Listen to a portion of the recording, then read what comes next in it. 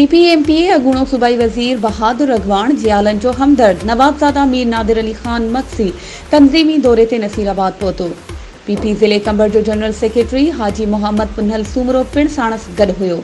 उन मौके ते पीपी जे समें कारकुलन जियालन पारां तालके सदर engineer Khan Mohammad फुलपोटो, तालका general secretary engineer मंजूर कादिर कांधड़ो, सिटी जे जनरल सेक्रेटरी गुलाम रसूल खोसो, पीपुल्स हारी कमेटी जिले कंबर जे सदर कामरेड अली रज़ा कोरी ऐं ॿियनि बाढ़े रोड बाईपास ते गुलनि जी वर्खा में संदसि शानदार इस्तक़बाल कयो।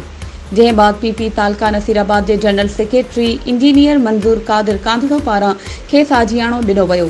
उन मौके ते ख़िताब कंदे अॻूणे सूबाई वज़ीर मीर नादिर अली खान मक्सी चयो त पूरी सिंध समेत ज़िले कंबर जी वाहन शाखुनि में ज़रई पाणी जी खोट बाबति ॼाण आहे।